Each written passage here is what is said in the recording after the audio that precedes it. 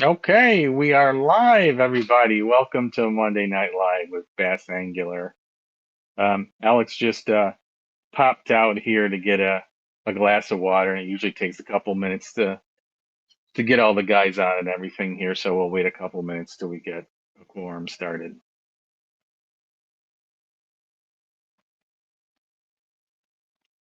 We're not live now, Alex. I'm just going to give people a couple minutes to get here.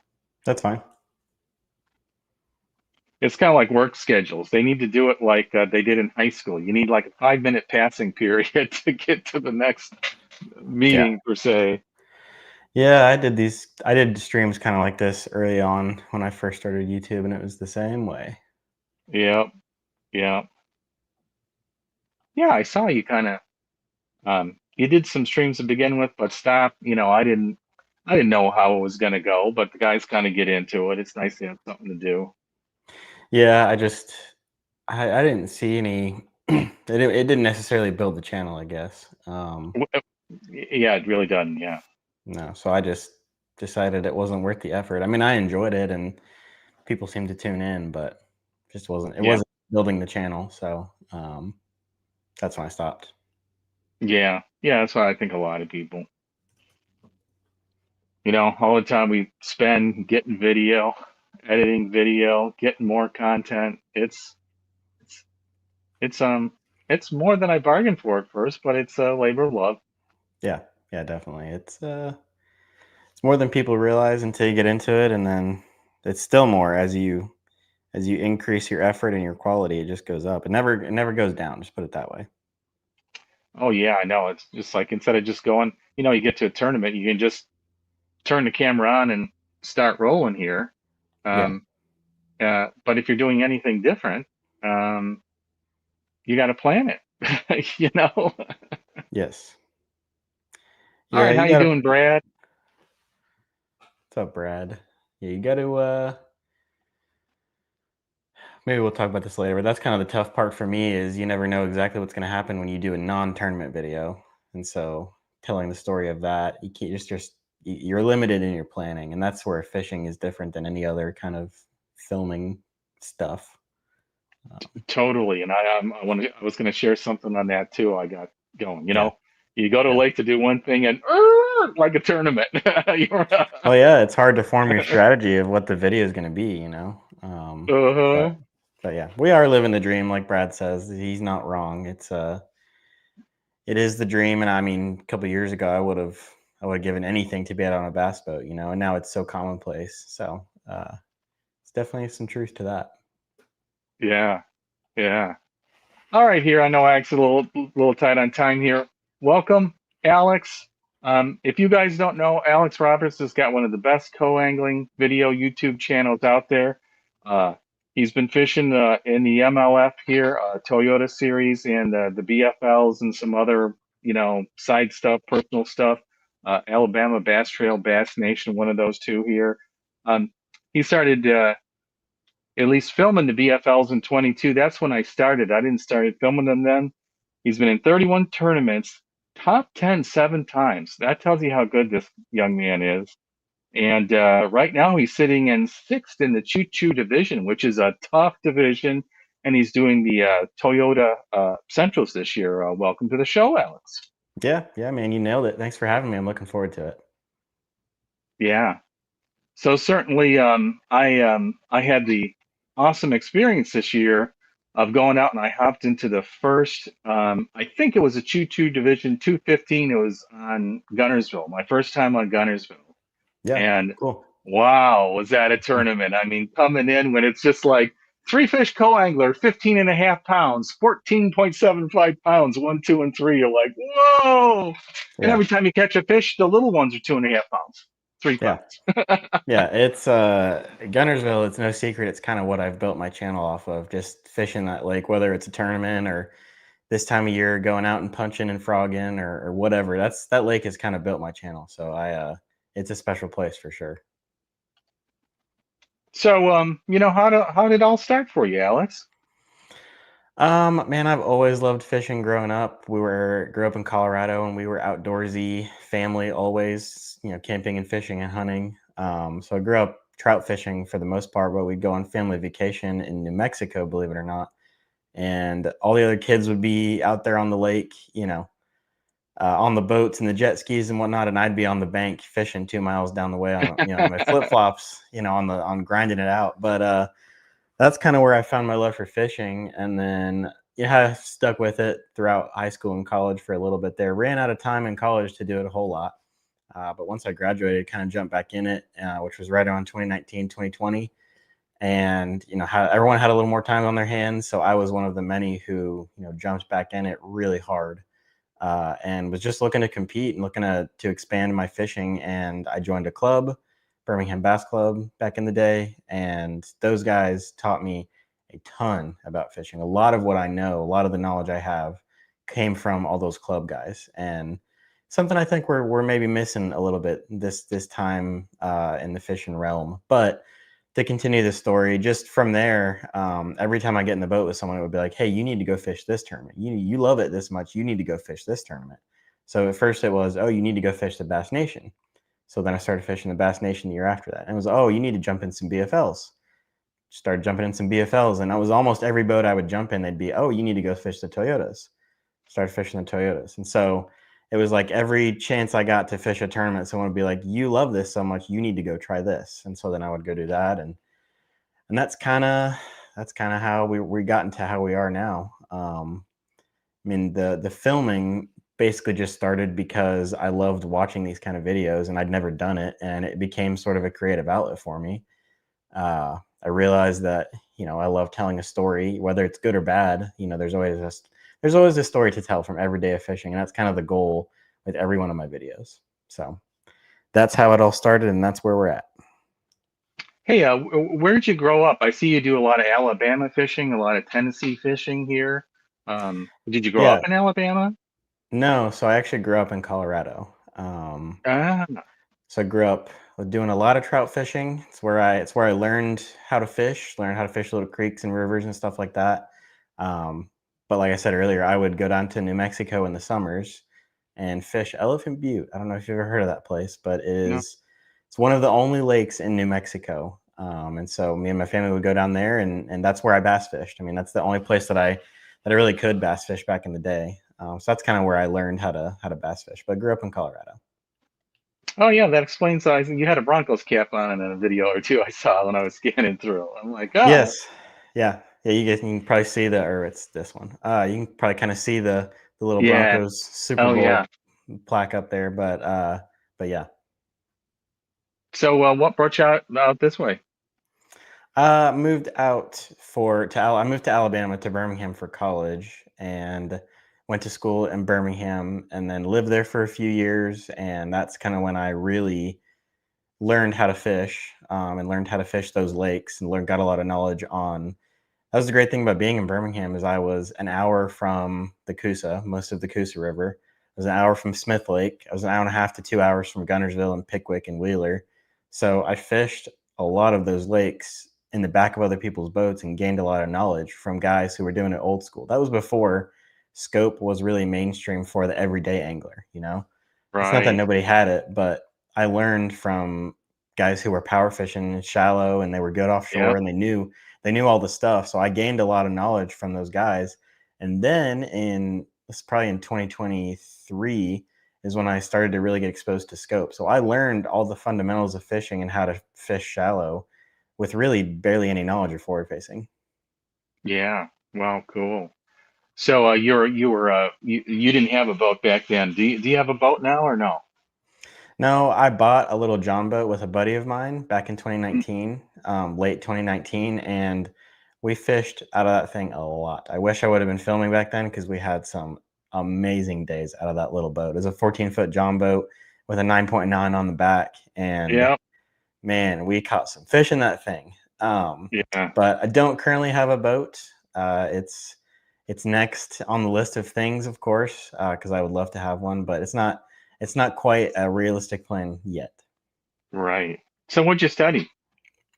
What'd I you call got it? a degree. I got a degree in theater production and technology. So Ah, there like you go. Yeah. behind the scenes of production stuff. Right, right. So that explains the kind of the segue into, oh yeah, this video stuff. Yeah, I get it. I want to do Yeah. it. Yeah. Yeah, well, it was more about the storytelling. That's what I did a lot in college, was just learning how to tell a story well, using technology and using, that kind of stuff. So it's sort of a natural pipeline, but I'm self-taught. Like, I didn't have any film classes or anything like that. I just kind of took the fundamental knowledge of some of the technology stuff, some of the storytelling, and just combined it into what I do now. So So so what are your favorite techniques here? whatever they're gonna bite. Um, I mean, Smart answer. Well, I think in the last few years, what I've learned is I do have a few confidence baits depending on the time of year and where I'm going. And so, so I used to get really concerned with asking my boater, like, what are we going to be doing? Where are we going? What do I need to bring? And now it's like, are we fishing shallow or deep most of the time? Yep. And you kind of know what you want based off of that. But as far as my favorites, haven't done it a lot this year, but a buzz bait is probably number one. I have a ton of confidence in a buzz bait from February until November, pretty much. There's only a couple months out of the year where I won't throw it a whole lot, and you can still catch fish on it those months, but you probably got to go further south than either of us are. But as far as other favorite baits, so I said a buzz bait. Um, man, it just depends. I catch a lot of fish on a drop shot, shallow and deep. A lot of people don't throw it up shallow, but it catches them up shallow. Especially fishing behind someone, fishing isolated cover behind someone. A drop Hmm. shot is severely underrated. Something I've used a lot in the last few years. I'm thinking about baits that I caught fish on this year. I mean, the A rig was really good for me this year. Jerk bait was really good for me this year. But those were more time of year deals than anything. So I mean, I keep a buzz bait in my hand a lot, a shaky head, a drop shot, a chatterbait is almost always going to catch fish. Gunnersville lipless and a chatter. You got it. Yep. Uh-huh. Yeah, yeah. But I mean, those are. I'm almost like I said. Almost always going to have a buzz bait head on, mostly specifically because it can get me in and out of sticky situations when you're dealing with not ideal casting areas and casting Yes. angles. A Yeah. buzzbait gets in and out of that stuff super easy most of the time. And I think they don't see it a whole lot anymore. I don't understand why. I don't know when we decided we weren't throwing buzzbaits anymore. But like I get in the boat with someone and I start throwing it and they're like, man, I haven't thrown one of those in a few years. Well, I miss a buzzbait bite. And then I get a bite on it and they're like, maybe I should pick that thing up. Uh, you'd be surprised how many times that's happened. Maybe you shouldn't. Yeah, well, Right. look, hey, if you can outfish me on it, be my guest. Do it. uh, Um, I don't. So in my videos, I don't talk about the baits I throw a whole lot. If you can figure it out from the videos, good for you. But I'm not going oh to give yeah, it yeah, up. yeah. You know? Yeah, yeah, yeah.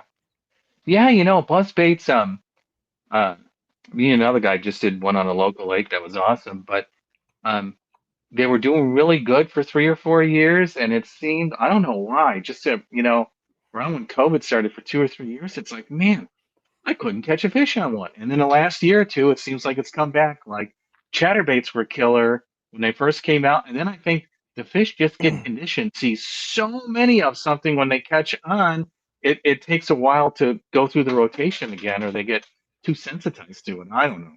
What do you think? Yeah. I think it's more of a confidence thing, honestly. I think we get conditioned and we get confident with something, so we throw it a whole lot. And if you get a few less bites on it, you might not throw it as well as you were, or Yeah. it's tough to explain. But I really do think it comes down to confidence because they do get conditioned on certain baits for sure. They can. I don't think that leads to them not biting a buzz bait. Just Yeah. I Such don't a know. reaction bite, right? Yeah, yeah, definitely. But they do get conditioned to certain things. We've definitely seen that, so it could be possible for sure. Yeah.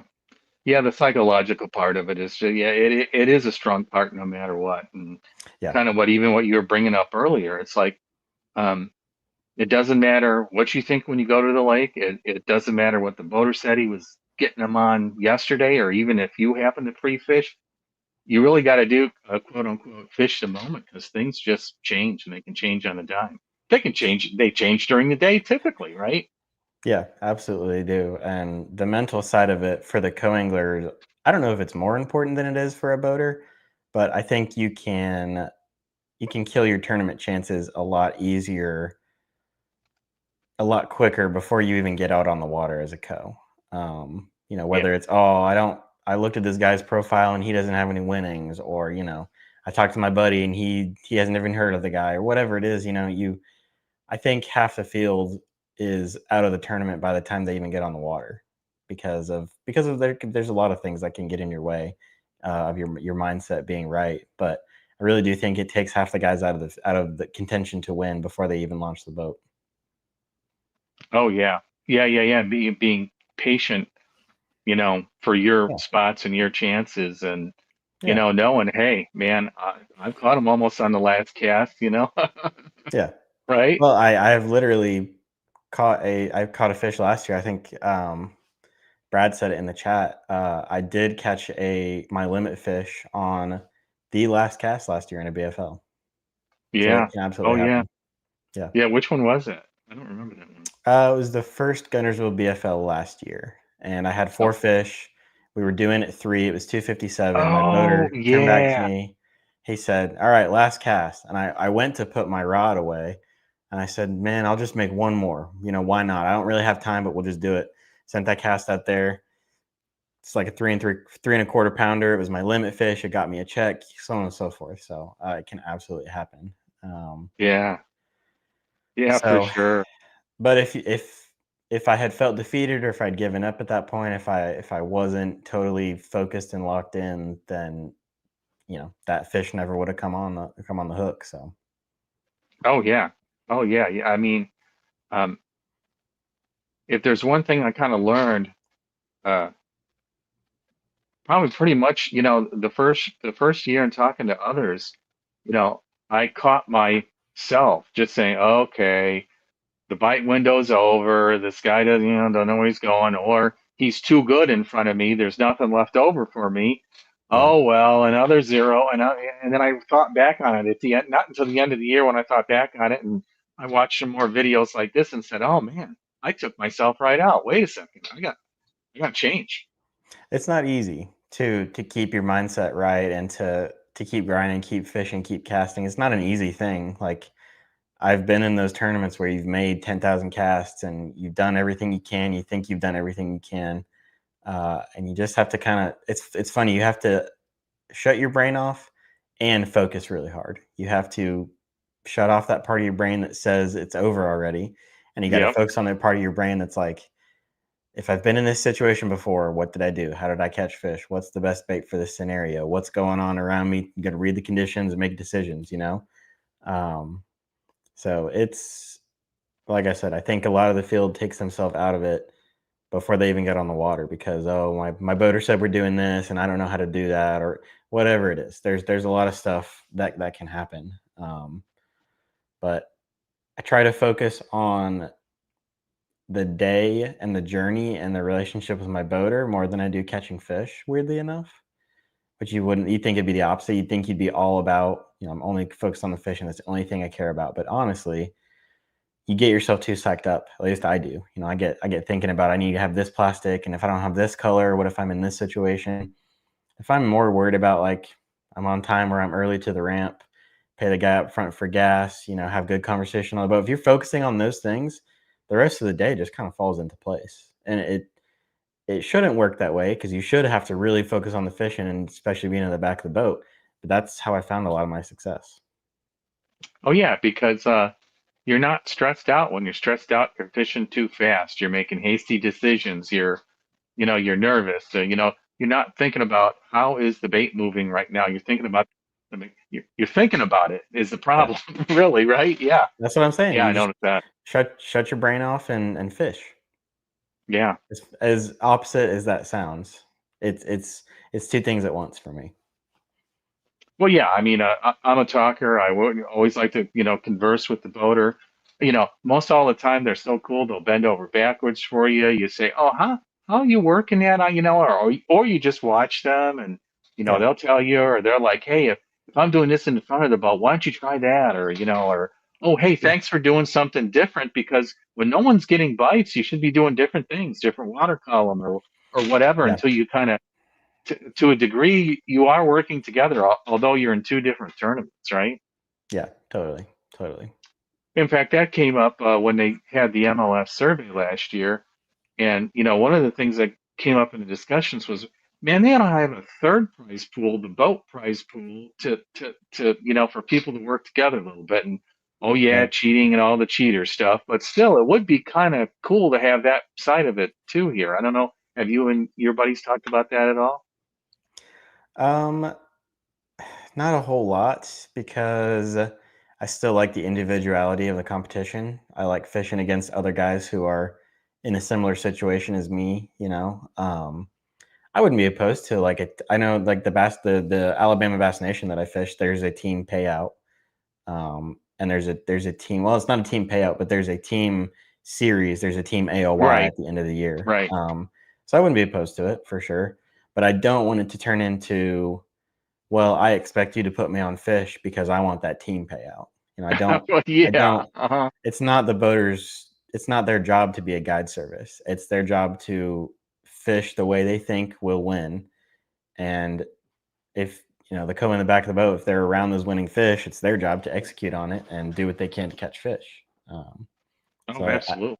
I like that individuality. Oh, yeah. Brad's kind of chiming in here. Brad's having a really good year in a couple divisions. I think he's been at it for 34 years or something here. So That's he's a awesome. hammer.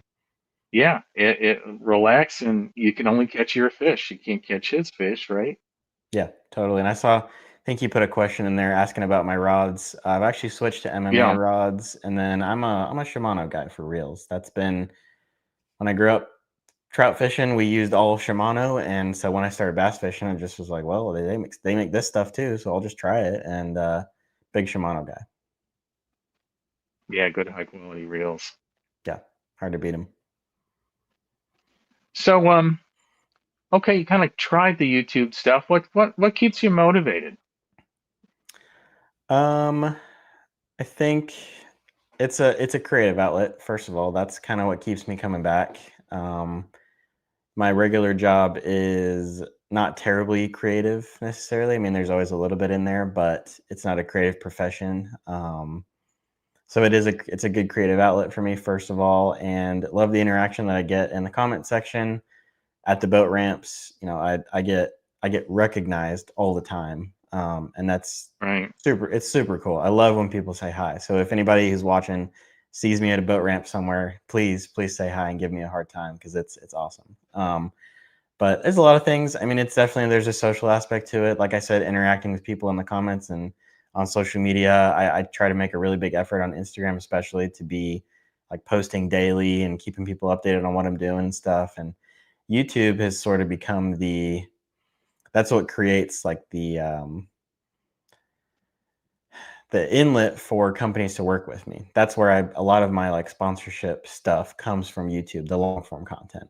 The short form stuff is kind of what my more personal interactions is where they happen a lot of the time.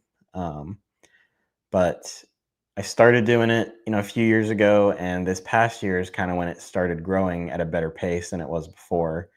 I got a lot more strategic about thumbnails and titles and when I was posting and a lot of other stuff that goes into it. Yeah. So Yeah. once I picked up a lot of that strategy stuff, I saw the growth of the channel and it's just kind of built from there. Yeah. Yeah. Yeah, me too. Number one for the love of the game, and I read about a lot of that strategy stuff, and I'm like, okay, I don't want to be clickbait. I don't want to do this, but it's just like, once you keep doing it, you kind of get there. Everyone's got their own journey per Yeah. se here. Yeah, Um, absolutely. yeah, I've seen you've picked up, a bunch of sponsorships here. Um, you think one day here to be your full-time job? Um, I would have to grow it significantly, very, very significantly to make it be my actual full-time job. Yeah. But it's a part-time job. I mean, I treat it like that in Yeah. terms of commitment every week, between filming for 8 to 9 hours on a weekend day and then editing between 10 and 15 hours every week. That is a part-time job when you look at it from an hourly perspective. But I do love the companies I work with. I would never take anything on that I don't actually believe in, that I don't actually like. Most of them are companies that I have a personal connection with, whether it's from the local area or someone I met and we established that connection. It's not something where it's like a very superficial, because I feel like my the people who watch the channel, I feel like I've built a trust relationship with them, and so I would never want to take on a company that I don't value in the same way. Um, Absolutely, yeah. so would I like for it to be my full-time job? Yeah, of course. That would be amazing to be able to. I think about that all the time, to be able to have the time to do it right, quote unquote, to Yeah. really be able to put the time in, capturing the footage the right way, be able to have more time to edit, have more time to create better stuff. Uh, I would love that, but at this point, I would have to like 100x my channel. So Oh we'll see. yeah. Yeah. It doesn't pay that much. I've looked into it. And it's just like, yeah. Yeah, and I don't. It's not even worth our time now. Yeah, well, worth your time is definitely depends on how you look at it. Some people get worth from different things Oh monetarily. yeah. If you can, Monetarily is what I mean. yeah, Yeah. if you can break even on how much people, this is what I think people don't understand is the amount of money it takes to make a video. If you can make that back in the revenue from a video, you're doing really good for where our channels are at. It Oh doesn't yeah. happen very often. Yeah. Between gas entry fees, especially like a tournament video, you're for me Yeah. at least, my numbers, you're almost never going to make that money back. So people's perception of what YouTube income is funny. And Yeah. I'm not complaining because it's not the way that I make my living. So I can't sit here and complain about it. Um, but looks like we got a few more, or I have one more question. Brad asking, when is my next tournament? My next MLF tournament is the Super on Gunnersville here in a little bit. I think that's the first weekend of September. Uh, I have I have what we call the old man tournament here this coming weekend, which is our club gets together and splits the club into the old guys and the young guys by birthday, and then we fish against each other and kind of a for fun. It's like a fellowship, fun, awesome tournament on Gunnersville. So that's like the next actual tournament is this coming weekend. Oh, that's pretty cool. Man, it's got to be hot out there. It's cooled off here a little bit, but it's on its way back up. It's gonna be warm. It's definitely gonna be warm, but they still bite so good this time of year, especially on that place. It's hard Oh to yeah. not be out there. I mean, it's amazing. Yeah. How far of a drive is that for you? Gunnersville is 2 hours on the dot, pretty much to almost any ramp on the lake. It's basically 2 hours. Yeah. Okay. Yeah, I looked at that. Thinking about maybe retiring down there in the Telco area. I started researching it.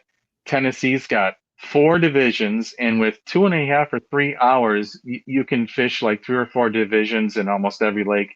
If you were kind of sort of centrally kind of located in the state, is that where you are, kind of centrally located? Yeah, well, I'm in Middle Tennessee. I'm in Columbia, so that's about 45 minutes north of the Alabama border. So I'm a little bit further south, but still very much like Middle Tennessee. Yeah, yeah, and it's just so many fantastic fisheries there on the Tennessee. Yeah, well, it's funny. I don't fish a whole lot locally because the lakes that are close to me, like there's two main lakes that are close to me. There's Old Hickory and there's Percy Priest, and those are two very tough fisheries that I have not figured out. And so I'll jump in some Music City every once in a while if it fits the schedule and if I like the place. Like I jumped in on Center Hill this year and got a top five. But Yeah, I mostly go to other places to fish. I might go to Dale Hollow and Center Hill, some places like that, which are north, and still kind of Dale Hollow is obviously like up on the Kentucky border. But I don't fish around the house because the things around the house is I either drive an hour and a half to like Wheeler or Pickwick, or I drive an hour and a half to Percy Priest or Old Hickory. So of course I would rather go to the Tennessee River. oh yeah. Yeah, my boat, I test drove it on Percy Priest. He was right down there in Franklin, outside of Nashville, when I went and picked it up in Probably Clark 2022. Marine. Yeah, it's Clark Marine, There you exactly. go. Uh-huh. Yeah. Uh-huh. Well, In I fact, lived in Franklin until about 7 months ago is when we moved. So I oh was in wow, yeah. yeah. Yep. Yep. Yep. Good old Middle Tennessee. But yeah, Clark Marine is like probably 20 minutes away from me. Yeah, we got our Illini Division Super every other year. We go down to Kentucky Lake, so we'll be on Kentucky Lake. That's like Super Weekend. There's a ton of them, the Yeah, 6th and 7th here. right. And then I hopped in the Ozarks on Lake of Ozark. They're super. I fished one other. Hopped in a Table Rock. That's fun, to road trip, go do a video, do something like that.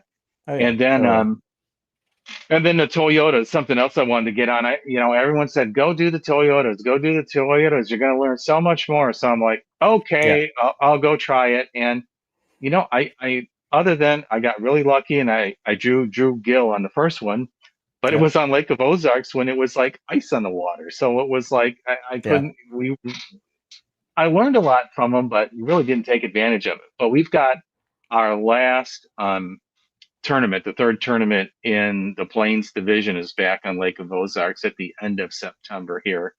Okay. Haven't fished that. What's your thoughts on the Toyotas? To me, I'm like, it's basically the same quality boater. In fact, it's a lot of the same people anyway. Yeah, yeah. I was definitely under the impression going into them that the demographics would probably be different, and that was not a true impression. Which I don't have a problem with. I don't Yeah. expect. I definitely don't expect to be put on more fish or different fish in the back of someone's boat than the Toyotas.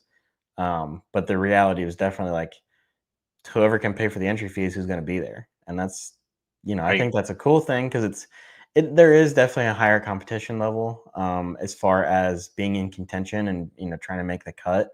But Oh yeah. Oh yeah. as far as the fishing goes, I mean you going fishing, you're just paying more money and it's a little bit of a higher stakes deal. My performance in the Toyotas has been a lot worse than my BFL record, and I can make all the excuses in the world. It just hasn't really worked out for me yet. I've had Yeah. had a really great finish on Gunnersville this year, Saw that. Yeah. and cut a check at Smith last year. Other than that, I've kind of sucked it up. I had some great opportunities at Gunnersville last year that I lost some fish that really cost me a good tournament there. Um, Chickamauga was really tough last year, and I don't have anything. I don't have any one thing to blame it on. It's a lot of little things that haven't gone my way. And that stuff just happens. So Oh yeah. I don't know about next year. I've really enjoyed the Toyotas. I love the experience. The videos Yeah. usually do pretty well. Yeah. Yeah. It's cool to be around that crowd. There are some differences in the crowd that you're around.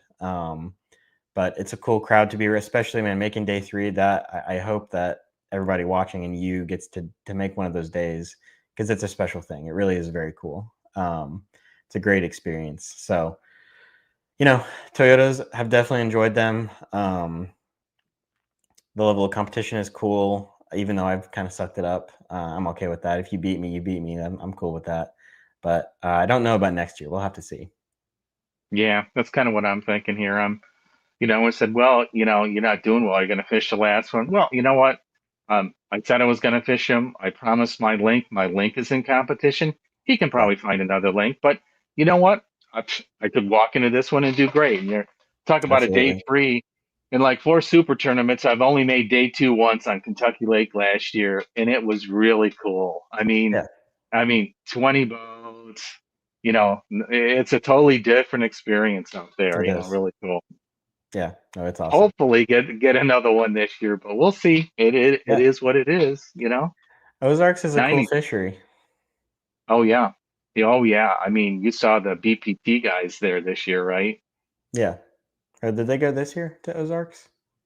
Oh, no, no, I thought you said Kentucky. I say yeah, Ozarks. Yeah, okay. No, not this year. Right. Yeah, Ozarks is a cool place. Kentucky's a cool place. I fished Kentucky a few times. I don't spend a ton of time out there, but like we were talking about the other day, would love to jump in one of those supers out there. It could be fun. If they're biting how I want them to, it could be really fun. Well, yeah. Yeah. Last one we were out there and it launched on a North Dam. We go like 35 miles past Paris and we're out on these ledges and first cast, man, I'm feeling rocks, I'm feeling shells.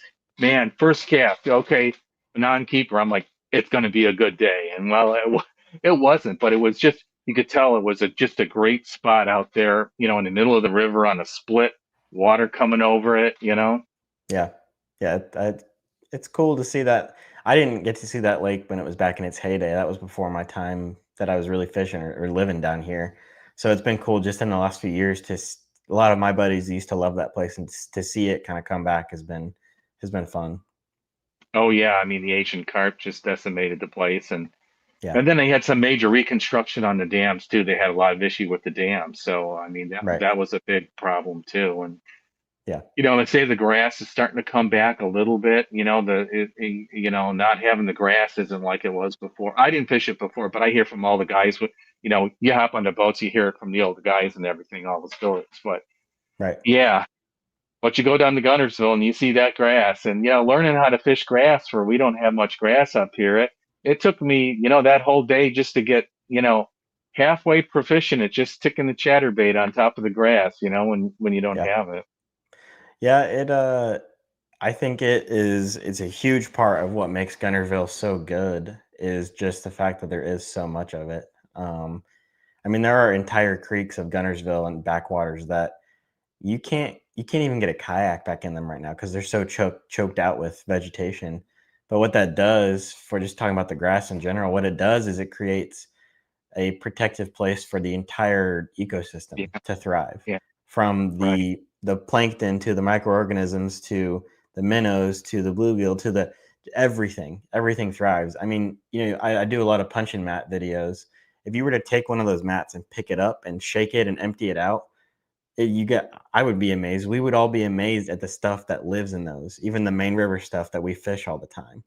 And so the grass, if it ended up, so Pickwick has basically zero grass right now. So therefore, Kentucky doesn't have a whole lot either. If somehow that grass could get back in those lakes really good, I think you would see them come back a lot quicker and a lot better for the largemouth population specifically. Oh yeah, yeah. It's mainly, you know, the smallmouth have really come back on Kentucky Lake here. I mean, the Yeah, largemouth are okay, but if you look at all the tournaments, it's you know three or four smallmouth, or the bigger bags have been smallmouth. Yeah. right. There's still some big largemouth out there. There's still Oh some yeah. big ones, but a lot of those are mixed bags, which is cool. It's cool to see the smallmouth like that.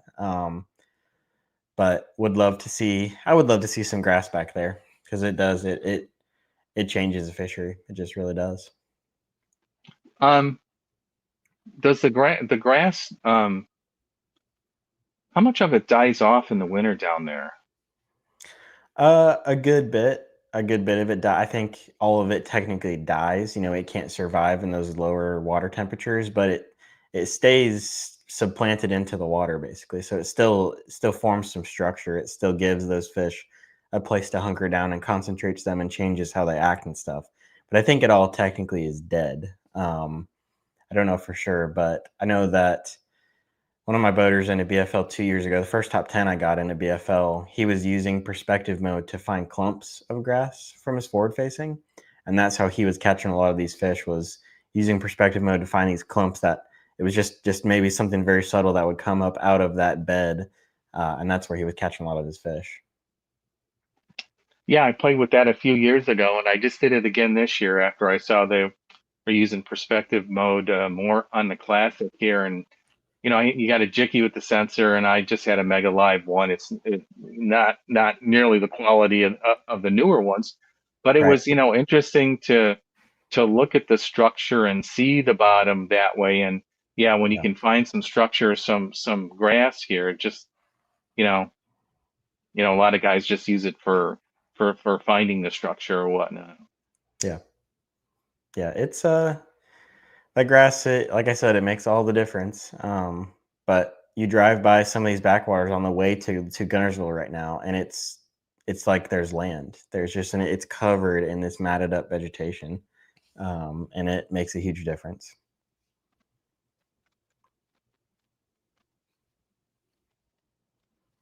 So, what about you know, technology, boat technology, um, lure technology? You know, everyone talks about sonars and that here. Um, you know, we've had years and years of the jig head minnow. I'm starting to see, you know, some of the old, maybe underutilized lures come out. Some kind of new plays on some old tricks here. Anything you see out there? Anything catch your eye in ICAST this year? Um, Nothing specifically from iCast. It's good to see companies. I guess the big minnow has had a really good year, like the Yeah, really big 7+ minnow. Sakamata and everyone's knockoff of Sakamata shads, right? Yeah, yeah, and I think it's like glide baits and swim baits. Guys get intimidated by something like that because they think that a fish won't eat it or what. I always say the fish don't have a mirror. They have no idea what their size is relative to anything, and you'd be shocked at the drawing power that some of that stuff has if you look at it on scope. Um, Yeah. so the big minnow, I think it's what won the classic this year. They were a little hush hush about it, but pretty sure that or no, that was a Nico for the most part. But I know that Fork Yeah. was one. Yeah. I know that Lake Fork Elite Series was one on a big minnow, and I know Rapala came out with I think a 7-inch freeloader this year. Um, and one of the Oh, companies, I didn't see that. I love the freeloader, but they only had the one size here. yeah, I know I like the mares a lot too, and being yeah, a co-angler, those little smaller mares are killer. Yeah, you're gonna catch some more small ones, but when they're finicky, yeah. Just to get bites, it's hard to beat yeah, a yeah. paddle tail. But one of the companies I work with is potentially coming out with a bigger minnow this year, or maybe next year. But that I feel like had a really good year. But I mean, I wasn't I wasn't dumbfounded by anything at ICAST this year. I think it was you saw a lot of companies they're coming out with different ways. So I think what we've seen this year has been a huge surge in people fishing shallow with scope. So like the Pasquotank River tournament, Kyle Welcher won it, doing stuff that I could barely tell what he was doing. I don't know what he was looking at. Still to Yeah, this day, I'll look back at that yeah. footage and I'm like, he's reading it differently than I am. That's for sure. Um, Yeah, yeah. but I think as more people understand, I mean, the suspended fish thing with scope is it's not easy, but as far as the different scope applications, it's the easiest. It's the easiest to read what's Yep, happening yep. out there, what you're seeing. As far as structure fishing, that's where you're going to see it's the next frontier, and guys are already like exploiting it for Oh, everything it's yeah, worth. yeah. But it's you're seeing stuff like a spoon come into play a lot, a drop shot come into play a lot on stuff like that. Uh, the minnow is not the only thing that works when they're on structure. It does work a lot, and that's what ended up winning that Pickwick tournament. That Pickwick Toyota series was a minnow on stumps, but things like a drake. It just depends on where the fish are at in the water column. And something I love to do is I made a video about this is fishing for spotted bass, um, because they're so aggressive you can you can really develop your forward facing skills by just going and fishing for them. So there's a couple of lakes around me that have them, a really good population of them. And so you can catch them, throwing stuff on top water and spoons and jigs and drop. You can catch them doing all sorts of stuff, not just on the minnow. Because a lot of times people hate the minnow, they don't want to do it, but they want to get better at scope.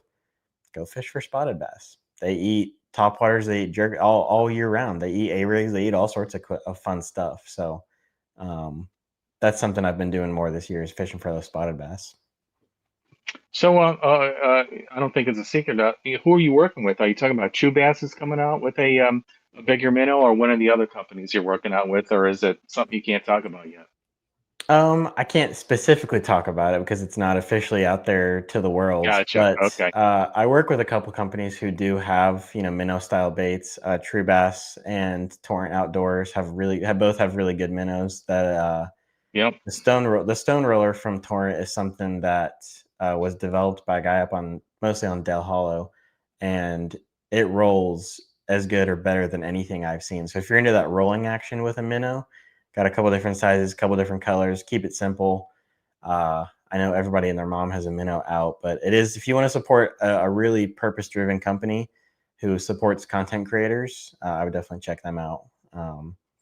But that's kind of the companies I like to work with. Maybe a little smaller. A lot of times they reach out to me rather than the other way around, so they actually see the value between us before anything is actually happening.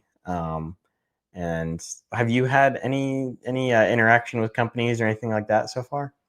No, just Kistler a little bit. I reached out, late last year, had a couple things, so got a little something going with them here, and I'm just like, you know what? I just need more subscribers, more time. Yeah. I'm part time, and um,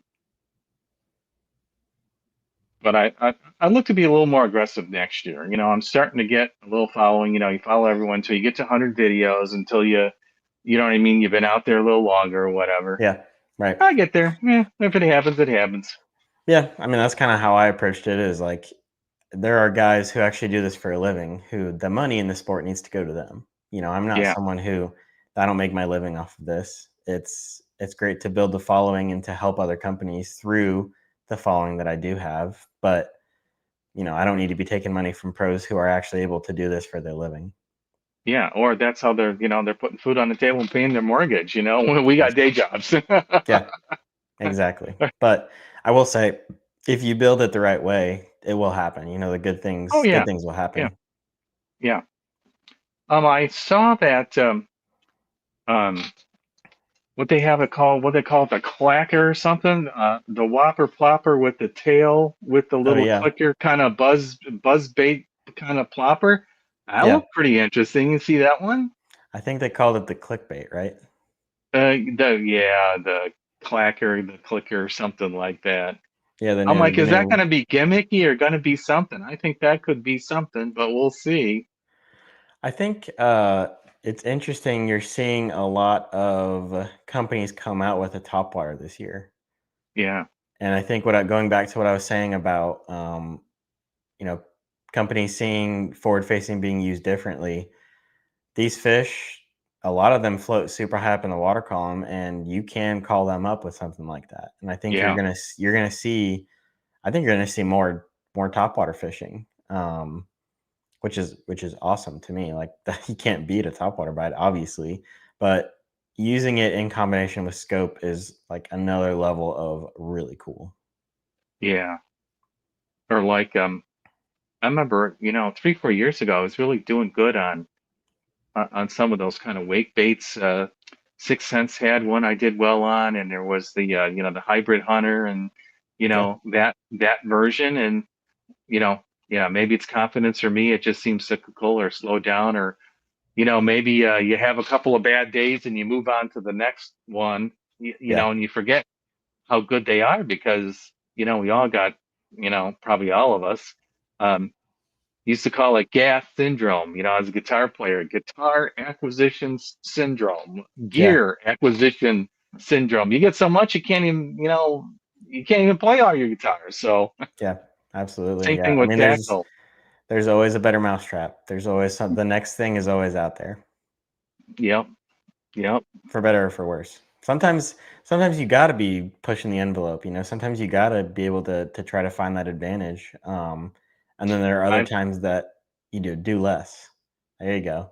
That looks like the next big deal right there. I'm telling you, I got this Facebook Marketplace, and my buddy Jerry, he's on Whatnot. Have you heard Whatnot? It's like used fishing, Okay. Yeah. lure, 20-second real time auctions. He's doing it. But this is a little plug for my latest video. Do you think I Nice. could catch a bass on this thing or not? Yeah. It's made by Heddon, believe it or Okay. not. Look at that. Huh. Now you look at the thing. What is it? Is it a top water? Is it a wake bait? Is it a crankbait? Is it a spinner bait? What is it? It You looks see, like it's a got a little bit of spinner. everything. Yeah. It Uh, looks like a that'll crankbait be, to me. yeah. It'll be out on Thursday, everybody. There you go. A little tease. I like it. Uh, oh, um, so you got the super tournaments this year. Kind of, hey, what's next on the future plans for you? Kind of stay the course. You got some, different divisions or road trips you're gonna do, or what?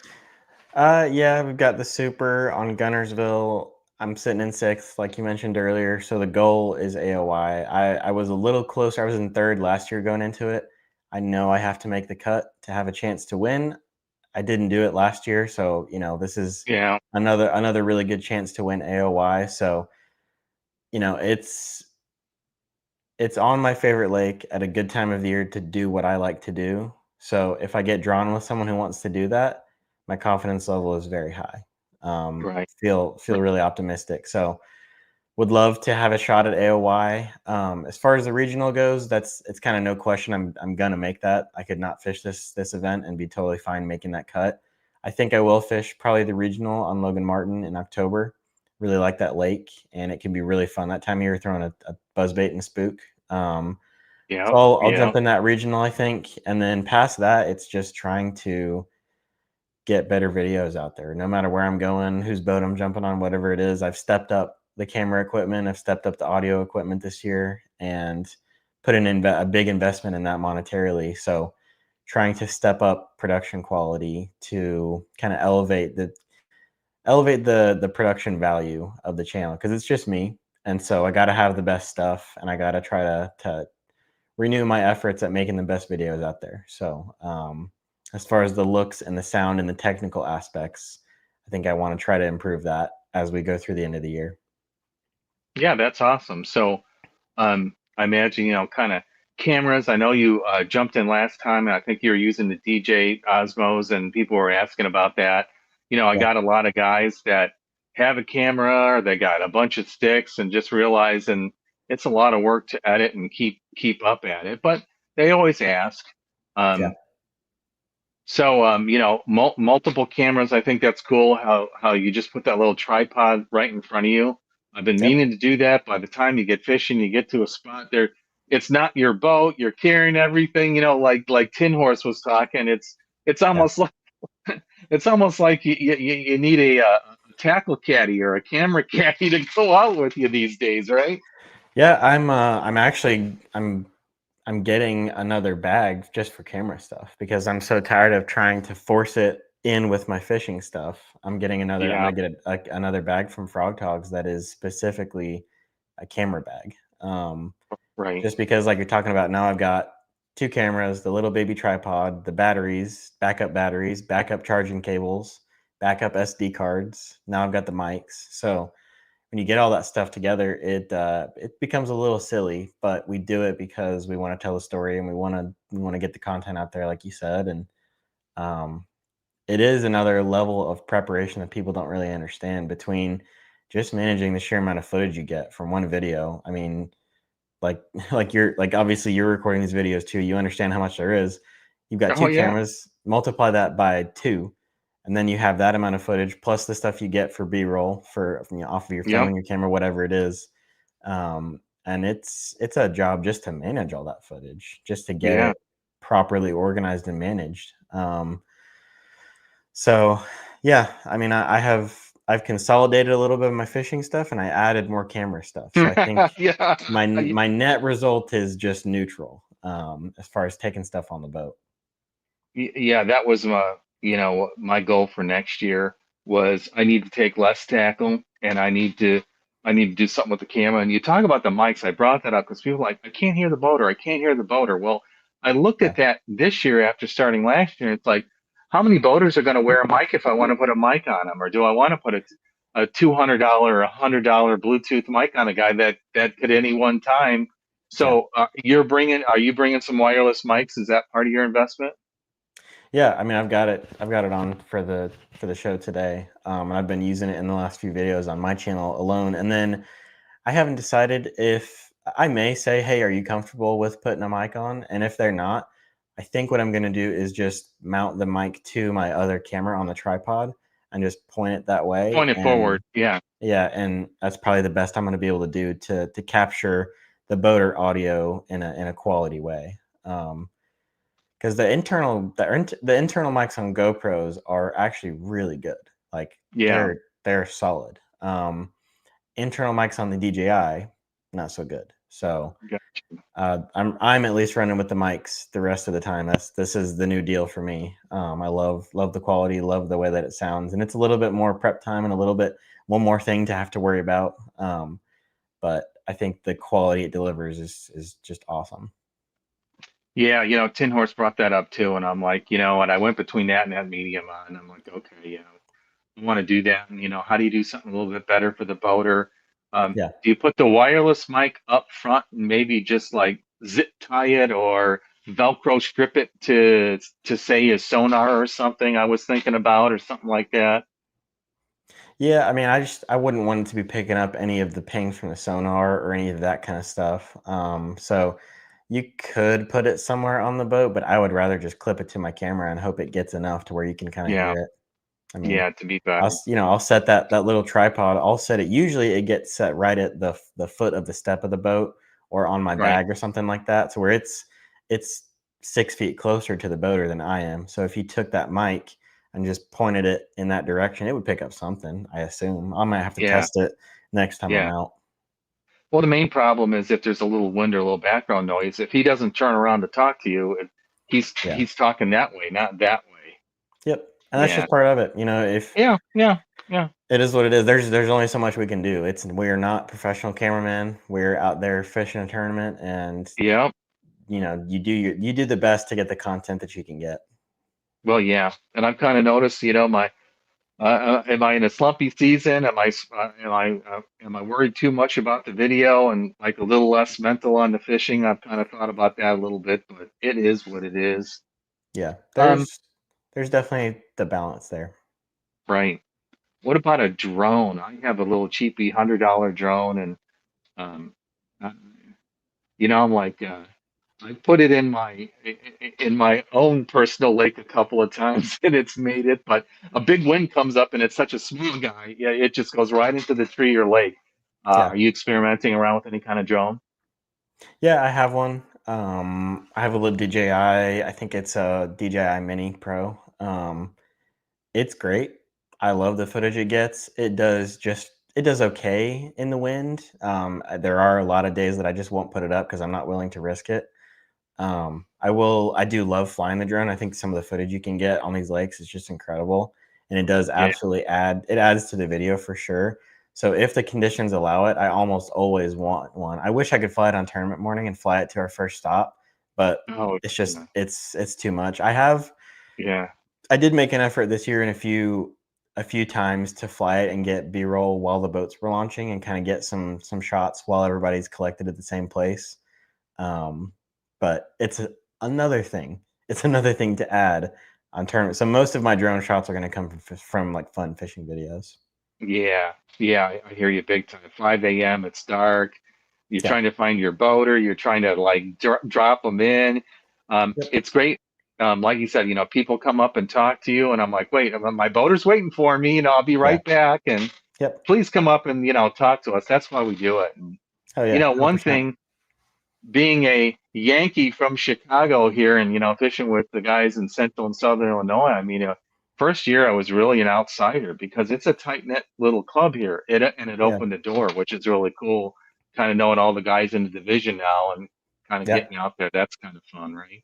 Yeah, I think when you do the content and if you build it the right way, there's almost this innate trust and Yeah, innate like almost like people feel like they know you. And yeah, so yeah, I hope people feel comfortable enough to come say hi. A lot of people do, and I really love that. But like you're saying, once you get to start to know the community a little bit better, right. it only makes things better for everybody. It's really cool. Yeah. Here's Brad. Are you going to be fishing more than one division next year? Um, I don't know what next year looks like quite yet. I have some stuff in the works. This is kind of the time of year when discussions, at least for me, when discussions about partnerships for the next year, they kind of start now and then they kind of come to fruition in, Q3, Q4 later on towards the end of the year is when a lot of the partnerships, the sponsorships, the relationships, all that stuff gets settled in the next couple of months usually. And a lot of that stuff will help decide what next year looks like. Gotcha. What about you? What are you have plans already for next year? Have you decided? Um,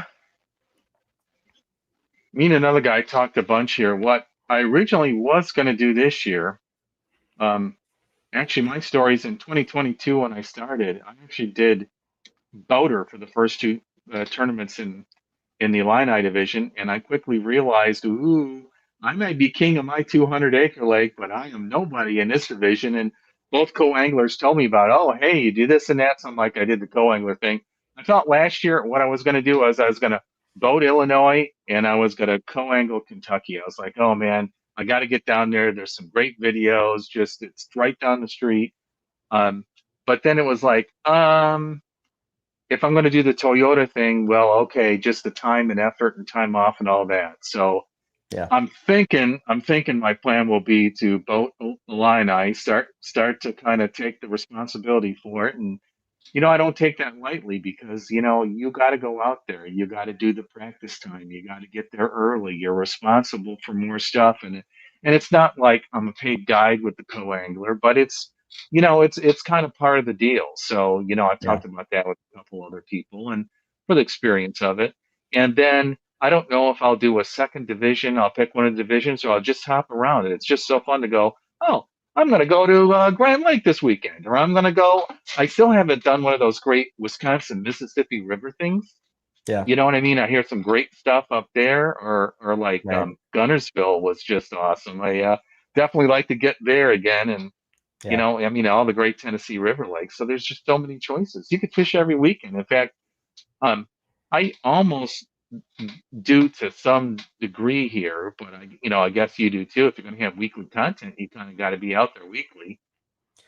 It's I call it the vicious cycle because it's like talk to my wife and she's like, "So is this how it is like until forever?" I'm well, yeah, kind of, kind of as long as I want to do this, because the more consistent you are, the better you build your channel. And Right. I'm pulling the curtains back a little bit.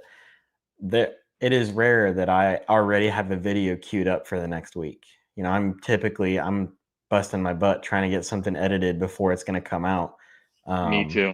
and I think that's common for a lot of guys who have a regular job, home life, significant other, whatever, so on and so forth. Trying to add this on top, I'm not complaining. It's just the logistics of it are Yeah. challenging. I've luckily gotten on. I'm on like week 5 of already having a video done before the next one comes out. So we're gonna try to keep that streak going as long as we can. That's what I was trying to do. Can I get just 1 week ahead? And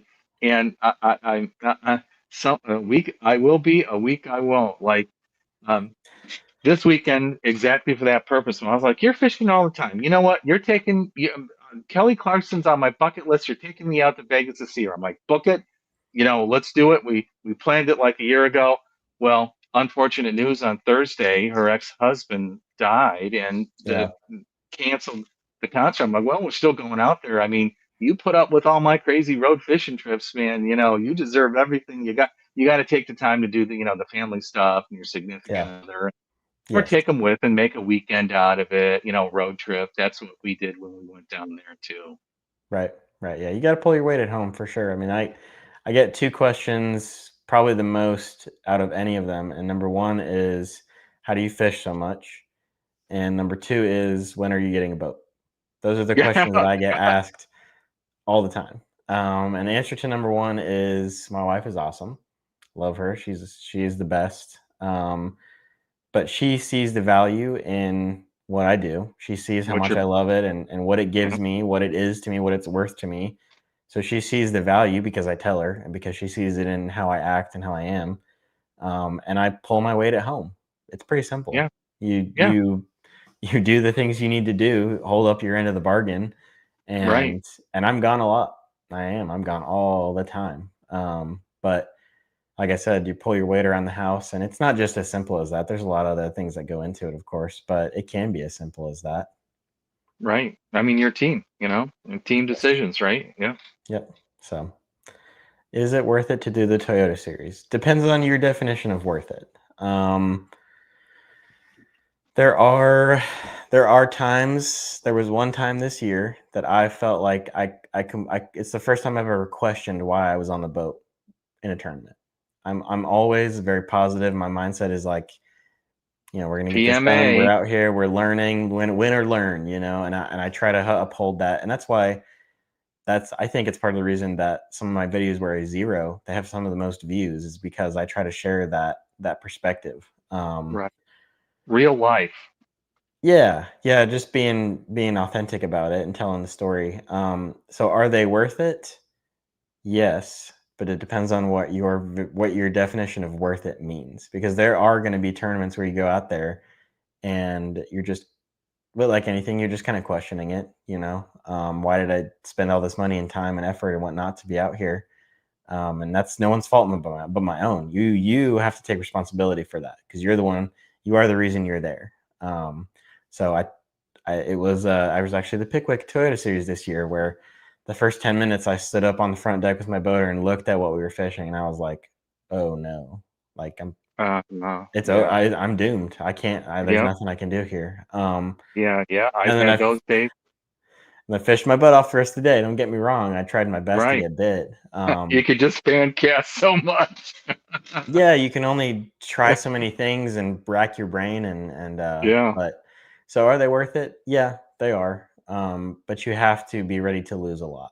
A lot yeah, more than even more than in the BFLs, I think. yeah, yeah. Yeah, I had, I was kind of thinking about that now you say that, you start talking about people for next year. I talked with a local marina last year, um, and it's like, okay, they're like, well, what kind of boat you have? They're like, yeah, we don't sell Rangers. We're X, Y, and Z, and I'm like, oh, okay. They're like, we'd love to sell you one, and we'll talk about, something. I'm Right. like, well, let me come back next year. Maybe it'll be a little more interesting. Yeah. And I have the brand new Phoenix hat on. This is from the Mark Fisher Virtual Bass Tournament. Mark Cool. Fisher Outdoors. He's a small guy. You ever hear of his channel? He's out of Wisconsin. I have He's not. fished the MLF things forever. Um, Okay. but he had $20 entry fee with his fans, catch, photograph, release. You get a boat number. There's like 20 boats. He's like, you're going to get a free Mercury or Phoenix hat anyway. So um, Cool. I came in sixth place with 85 inches, 105 inches won, but Nice. it was fun. In fact, Awesome. I brought it up with the guys here, and something for your channel too here. Um, I was like, hey guys, we got September. Hey guys, and I'm throwing it out there again. No one commented last time. Do you want to have a virtual bass tournament in September? 1 month, small entry fee. We'll get some gear, something together here for some stuff, but it's cool. You just take, a picture on the bunk board, and you get your boat number when you register, and you got to put, the boat number in the picture. Um, I just thought, oh, I'll just come back and Photoshop it in. He's like, no, that could have been a picture from last year. I'm like, oh, so I lost a fish or two, but okay. I'm like, I didn't pay attention to the rules. I get it now. They do it. I've never done a kayak contest, but they've done it forever in the kayak, fishing contest. So Right. Yeah.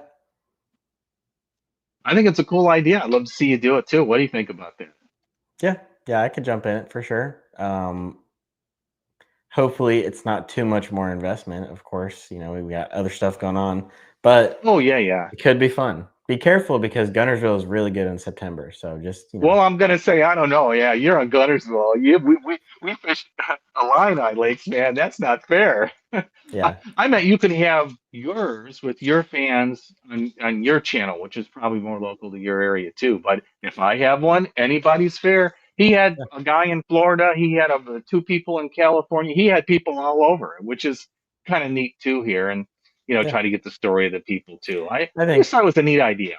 yeah, no, I mean connecting people like that is always a great thing. So definitely interested. Yeah, and he had like a weekly kind of update, leaderboard update, show for, he's a daily guy, one of the daily guys, right? Kind of Gotcha. a little bit Okay. different of a deal. Right. Cool. Have I thought Uh, about doing giveaways? I don't know what I would have to give away. well, uh I'd have to go into my personal stash, but I've thought about Yeah, I it. mean, so actually about a year and this was almost 2 years ago, I did do a giveaway on the channel. I was looking for like 200 subs or something. And I got flooded with spam comments. I think that there are bots who search out those videos and Uh, try to win those things for whatever real. I don't know what some bot in India would want with a bait from a company in Middle Tennessee, but my channel got flooded with spam comments. So maybe now that I have a little bit of a bigger following, it wouldn't happen as much, or maybe it would happen more. I don't know, but that's why I don't do them.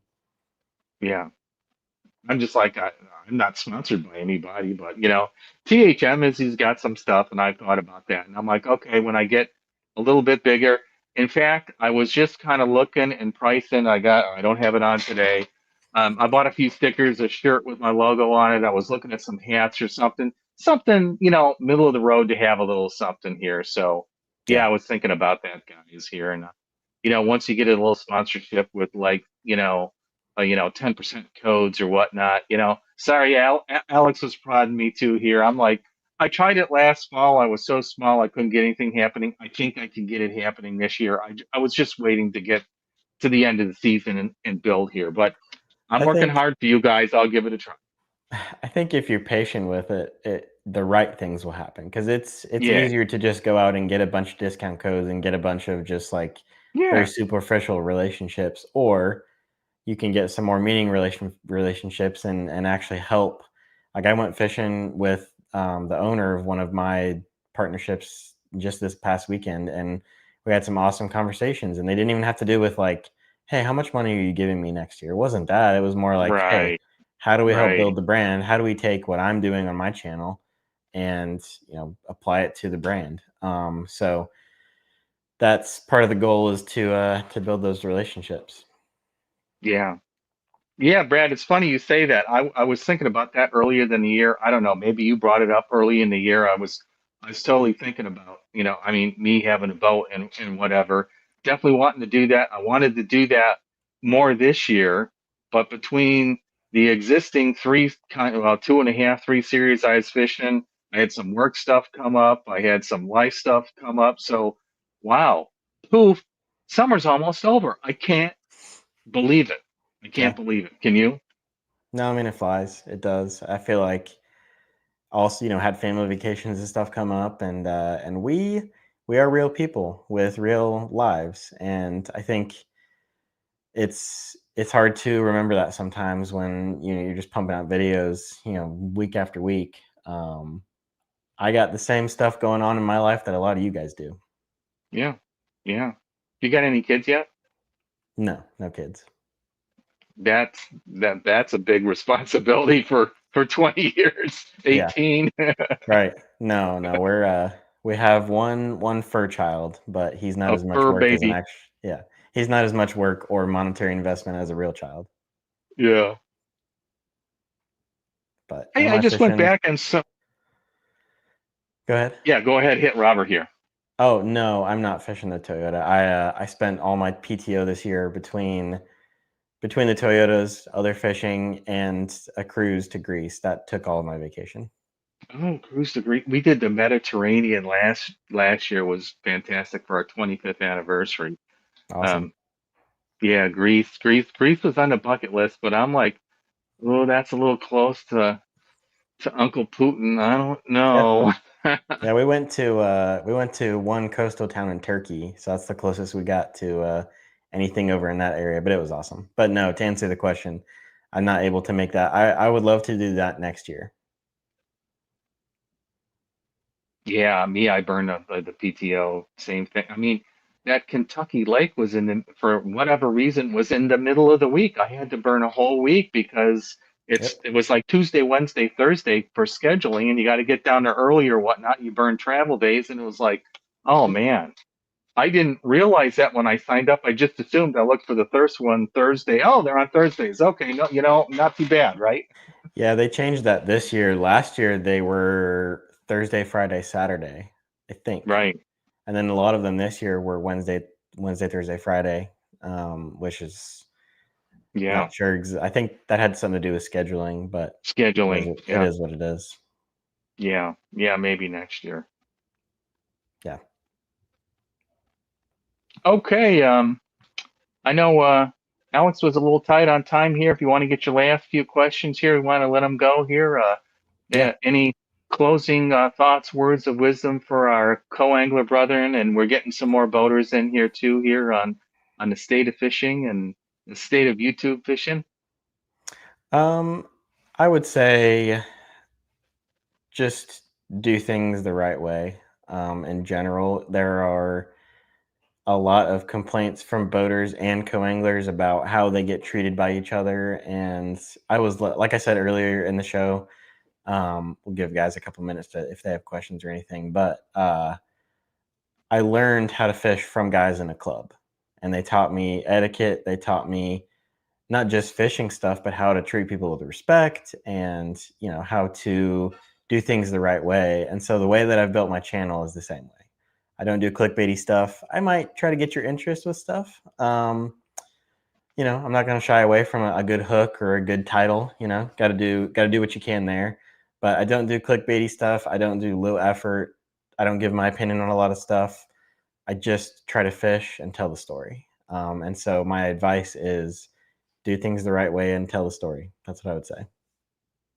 Oh yeah, I mean, 90% of everyone, we talk about this is just a great experience, right? Everyone Oh yeah, helping each other out for the love of the game, for fishing, share yeah, knowledge. Any bait in the boat is yours if you want it or whatever, and yep, and then 5% are okay, and it's only the 1%. I yep. mean, it's life. You're right. I, Same ratios.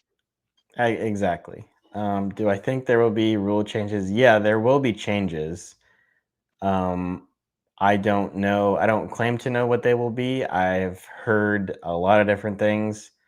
I don't really care to speculate on it. I will say, if you guys want to go check out the GTO Gunnersville Tackle and Outdoors podcast that they just did with Boyd Duckett and Slick Johnson, Oh, that that's straight from the dude who runs MLF. So he obviously has insider knowledge. So if you want to hear the what's actually being discussed, I would check out that podcast. I don't think they have it up on YouTube yet, but I know it's on Facebook. It's GTO Gunnersville Tackle and Outdoors. I think they called it like the debate, Boyd Duckett versus Slick Johnson.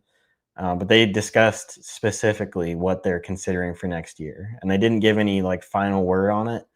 I do know that the Toyota schedule will be out tomorrow, so check that out. And oh, really? if Oh, people wow. are if people are still watching at the at this point in the stream, then they're getting a load of juice. So good for them. But yeah, there will be some changes for FFS. I can't say exactly what they will be. Yeah, a lot of talk, a lot of talk. It'll be interested. You know, um,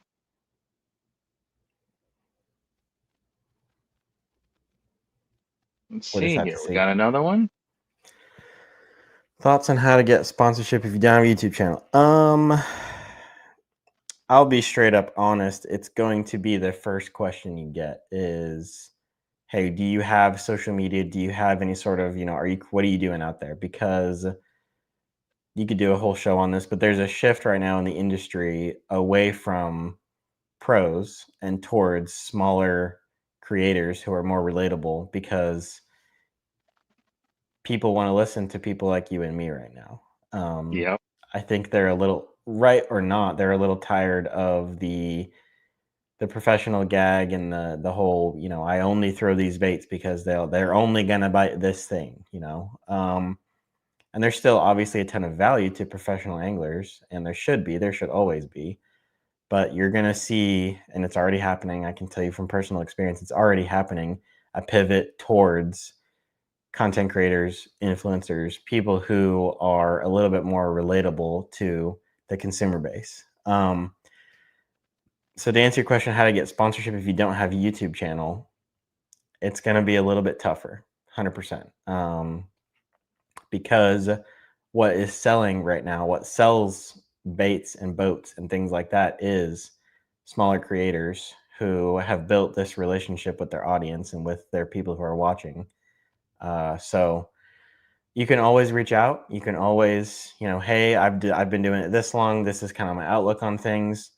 But at the bottom line is that these companies want to sell stuff. They're there to make money. And so the relationship is a good side effect from it. But if you're not selling stuff, they're probably not going to want to work with you.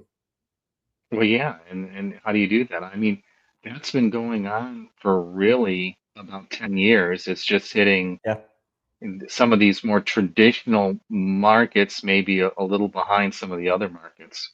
definitely. Definitely. I mean, you look at how the music business has been turned upside down in the last Oh, 20 years, right? definitely. Yeah, it's Yeah. crazy. Social media has definitely has done its thing, and for better or for worse, that's how it is. And it's not a great answer to your question, Brad. I'm sorry. I don't know that I gave the greatest tips on my thoughts on how to get sponsorship, but it's going to be really hard, to be honest. Like I Yeah. said, that's what companies are looking for. And so I wish I would have done the level of content that I'm doing now, the level of strategy that's involved. I wish I was doing that 3 years ago when I started, because my channel would be 10 times the size. But this is the natural way of things. Totally. I look back on it, probably, uh, probably 10, 12 years ago. Um, I was kind of bank fishing when I was still in the Chicago area, a little local 50-acre reserve here, 100-acre reserve there, walking around with the backpack and stuff here. And one Christmas, I still have it here somewhere, that little bitty cube session GoPro. And I'm Yeah, like, oh, this is kind of cool. I actually made a few videos and put them on YouTube. They're horrible. I didn't know what I was doing. I don't even know if they're still there. But I yeah, gave it a try. I'm like, what if I would have kept up on that? Oh my gosh, right? yeah. Or even started in 22 like you did. I should have picked up on it earlier. Well, and I saw even between 22 and 23, the amount of people who started filming BFLs, it like tripled. I'm not Yeah. kidding when I say it tripled. And then from 2023 to 24, I feel like it doubled.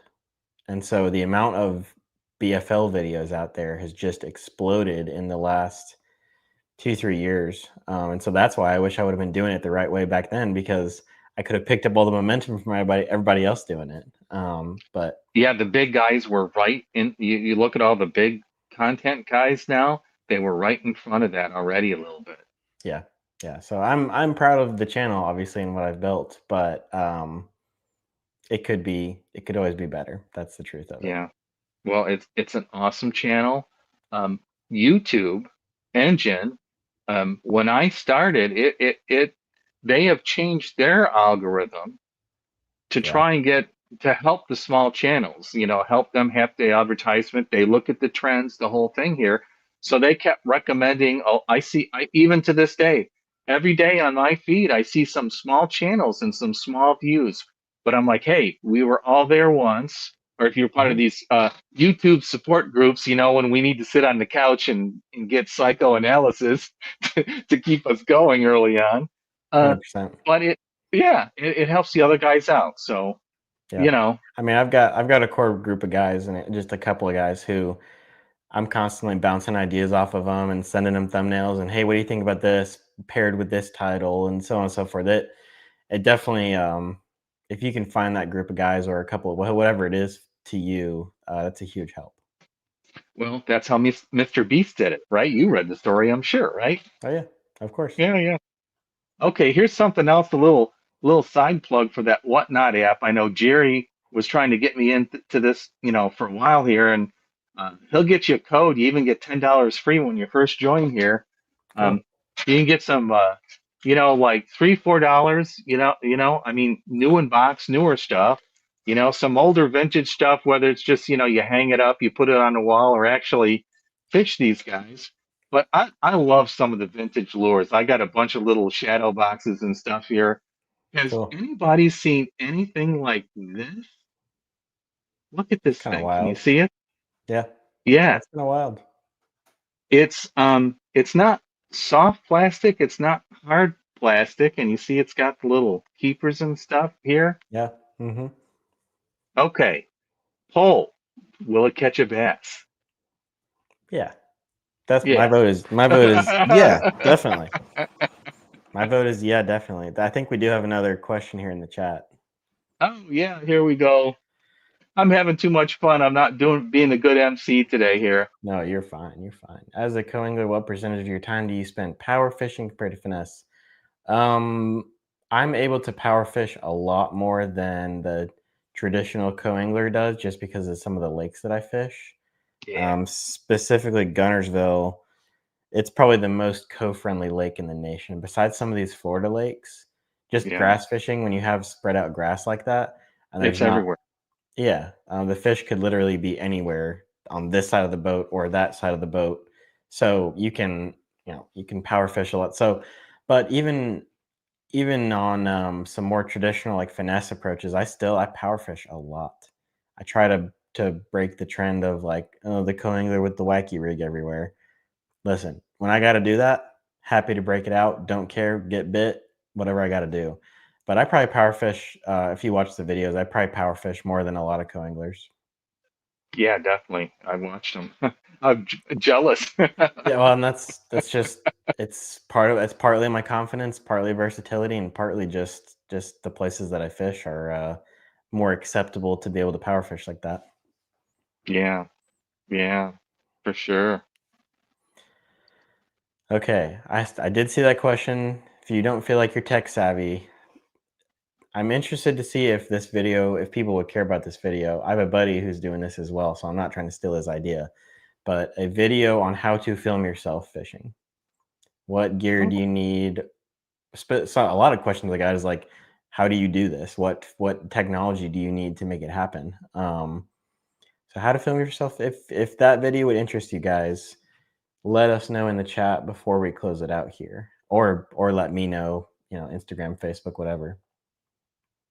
yeah, I think so. I watched some videos out there on it, or the cameras, or kind of behind the scenes, and there's that Tyler Reels or whatever, Tyler something, right? He Yeah. he does a lot of those. He has some good one too, but Yeah. new fresh content, either, okay, here's how guys are doing it now, or here's some new cameras or microphones or whatever. I mean, it's continuous refresh. Like you said, you're kind of overhauling your approach this year again too. And I was just kind of thinking the same thing. In fact, I had the problem when um, Ren Lake pouring down rain, audio, camera got logged, case got logged. I lost audio for the last little part of it. And then on a beautiful day on Shelbyville, my 2 videos out, I'm working on that one. I get right to the point where I'm getting to the juice. It was like what we were talking about earlier. I'm like, okay, I fish a lot with the Nicka rigs. I'm going to go out there. I tried it. I researched it. I bought them. I get out there. 2.5 hours are not biting on it. I'm like, okay, well, let's see. The wind's blowing this way. The water's dirty. I'm going to go do that over there. As soon as I start whacking them, no audio. So I got to do a voiceover. Don't you hate that? It is a controllable that sometimes feels like it's uncontrollable. I've killed two Oh, cameras. I've yep. killed two cameras in the past 3 weeks. Ooh. And so that's part of why I have purchased new cameras and technology and all that. But yeah, when that stuff happens, it crushes you. I mean, it's just there's nothing you can. I Oh, deleted actually one for one of the videos this year. I deleted an entire camera's worth of footage by accident. oh, yeah. I did the It's, goof earlier this year too, where as opposed to uploading it from your SD card, it was on the SD card, and I did the video, but I didn't. I was this close to cutting it, and then I put it down. Came back the next day and like, oh, I got to take the card to go fishing, and no, I deleted the video myself. Oops. yeah, that's it happens. It's just part of the game. Yeah, definitely.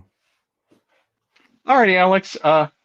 Totally appreciate you coming out. It was really nice of you to hit our channel here, and Yeah, any follow up on those videos here. We appreciate it. We appreciate the content and the journey you're going through. We look forward to a lot of good things are going to be in your future. yeah, I know man. that.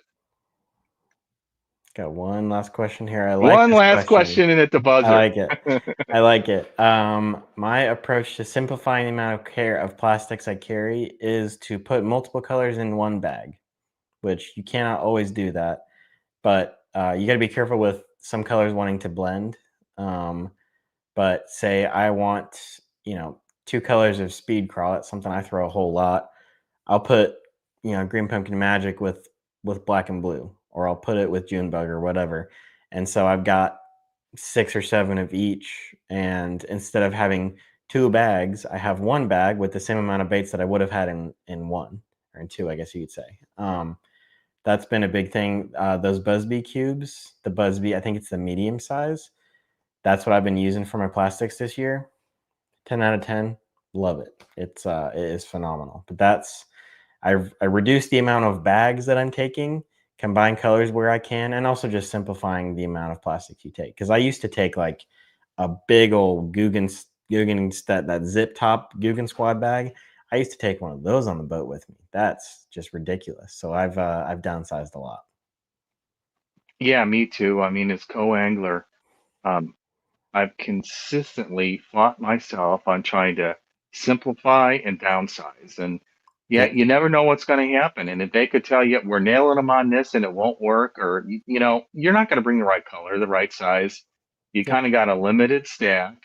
Now, Yep. the other thing, if you don't know, you got to be really careful of mixing different types of plastics because they will just melt and glue themselves, like the Elastec and the. Yeah. So, I mean, don't be mixing, especially Elastec type of Yeah, the baits with Z-Man other stuff, baits. the PTE is what they call it. That stuff they make the mooch minnow out of it too. So you got to be careful of that. Otherwise, you will have goop everywhere.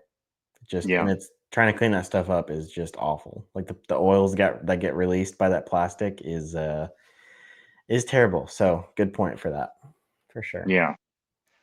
Voice of experience, right? Yep, yep. And then, I love Z-Man stuff, but man, if you don't store it properly, it will not love you back. yeah, yeah. And then usually your boater gives you a little scoop, but you don't necessarily know what's going to happen. Like Alex said, same thing as when you fish lakes and you kind of know the seasons and patterns. You know what I mean? Um, it's not like your own fishing day. If you're going to go nail them and need like 3 bags of finesse worms or whatever, well, you'll never have them or never have the right color. And right now, it's only 3 fish in the BFLs, and maybe you cull up a few times. Up Yeah, in our area, it's hard to even get 3, much less culling them up. So it's yeah, it's a calculated risk, but yeah, definitely putting them in the bags, or even um, I'm trying to downsize anymore here. Even getting them into like your plastic containers so they don't get mangled, like the little paddle tails and stuff like that. They can yeah, get a little deformed, especially if they're sitting in your car and it's 160 degrees during the day when you close the windows or in your boat or whatever. yeah. I will say I always have a clear watercolor and a dirty watercolor, and Exactly. I have one of each. It's not, well, in this color water I really like watermelon seed, but in this color water I really like green pumpkin. It's like, no, I like this clear watercolor. I like this dirty watercolor. End of Yep. story. Yep. Yep. And it's whatever you have confidence in. I mean, I can tell you what I have, but I can't tell you what you're gonna have. Yep. That could be a whole series right there. Oh, sure. Yeah. I mean, we could get into it for sure, but if anybody has any other questions, get them in because we've been saying we were going to close for about 10 minutes. Yep. Nope. Yep. We're past the deadline now. Robert said it all. Thanks for everybody for coming out here. Uh, thank you, Alex. It was awesome having you on. Awesome jumping into Tin Horse Monty here. That was a cool show here, and I got a couple more leads out of that. He was so nice to do it. I will hopefully be announcing an Illini Division Hammer Boater for next Monday to start the Super Tournament uh, kind of preview kind of show here for Kentucky Lake. We have that in a few weeks. Awesome. And then I think Jerry Hall will be back in again. He's a local Kentucky guy, boater here, and he always has a good, unique perspective of Kentucky Lake because he fishes it a little bit different than a lot of the other people. So I was Cool. trying to get some yin and yang content leading up to it. All Awesome. right, thanks Good stuff. everybody. Yeah. Keep your lines tight.